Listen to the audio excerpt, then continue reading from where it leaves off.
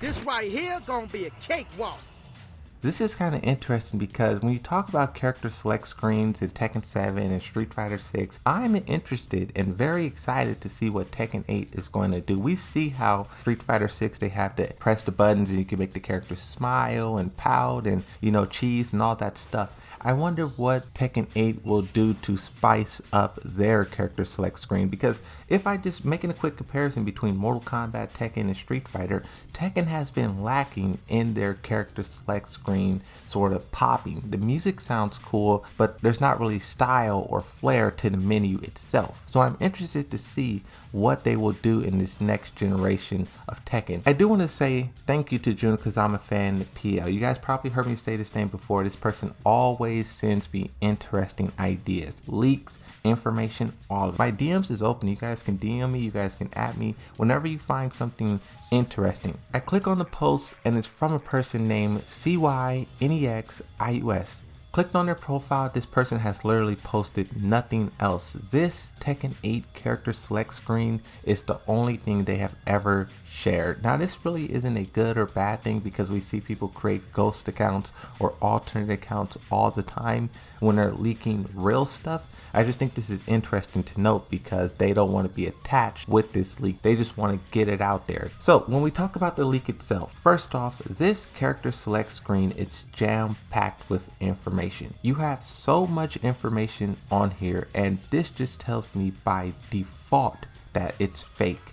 Tekken 8 would never put this much information on the screen all at once. At the very top you have network status, time online, you have Tekken 8 online beta, server status. At the very bottom you have FPS, frames, you have spectators watching. You have so much information that is not necessary to be here on a character select menu, right? That alone tells me this is fake. Another thing too that was very strange to me is that you have one person being on PlayStation, you have one person being on Xbox. I do think Tekken 8 will have crossplay. This is just something I'm expecting them to do. We do know that Harada tried 3 times to give crossplay to Tekken 7, but the reasons why he never did that is because cheaters and hackers on PC, and then also PlayStation, they kept trying to get money in order to enable the feature. So that's why it never came to Tekken 7. But when you talk about Tekken 8 having a bigger budget, being more expensive, I think this time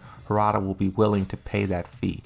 And also too, I think it will definitely help with searching for an opponent, finding matches. But the only issue is with this is that normally it's not displayed this way. PlayStation is very, very bitter and does not like Xbox in the slightest.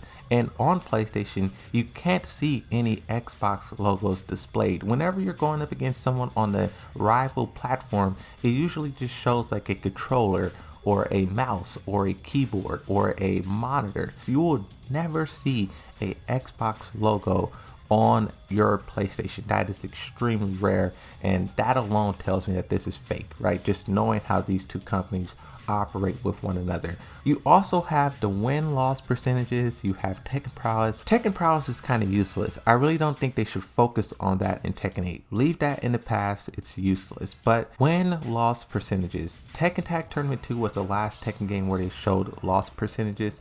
If you want to figure out how many matches you lost in Tekken 7, you have to basically do math. And the reason why they do that is because seeing how many losses you have is discouraging. Most people lose more matches than they win, and chances are everyone is better than you at the start of the game. So you're going to have to lose a whole lot until you become good. Another thing that's odd about this, you have Rage Drive, you have Rage Art, which is confirmed, but then you have Rage Special. I think the Rage Special is supposed to be the heat system, because if you look at Kazuya, it says Devil Transformation, and we know his counter to Jin's heat, he transformed into Devil. I don't know if that was him using his heat, but that kind of looks like what they're going after with this whole, Rage Special. But it looks weird because once again, it's too much information being displayed all at once. Just going back to the Tekken 7 character select screen and the menus and stuff like that, all of this other information can be displayed on a second page. It's a difference between displaying the characters and then displaying character information. Those two things really have to be balanced out, and I think it's very important to compare this to what Street Fighter 6 is doing. Everything that you're thinking about in your mind about Tekken 8, just look at Street Fighter 6 and how they're presenting the game. Because Harada and all the other game developers, they already said that they are watching Street Fighter like a hawk, and they're studying everything because Street Fighter is the top dog.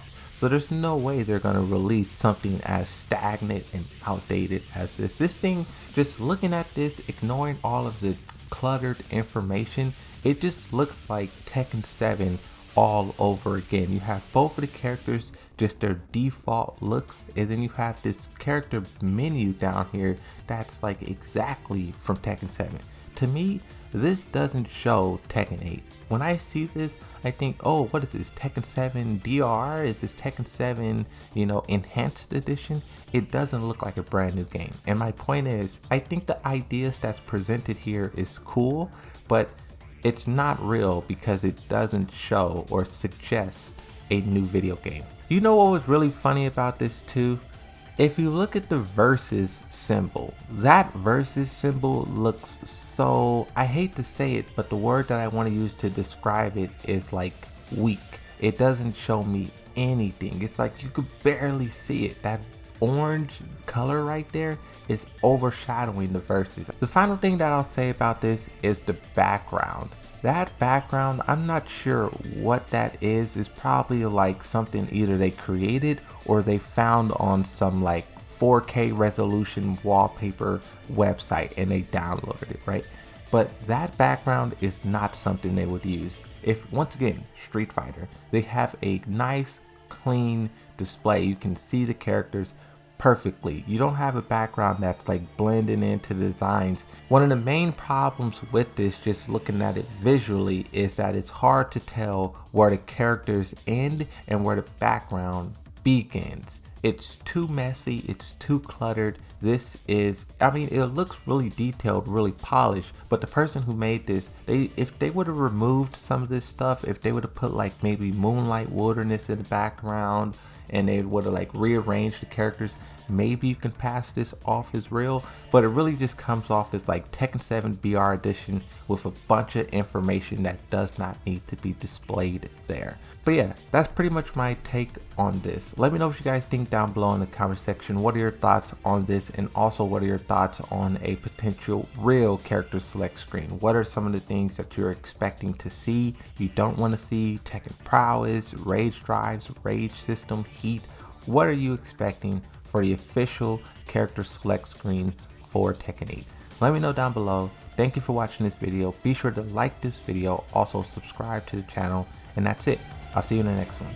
Bye bye.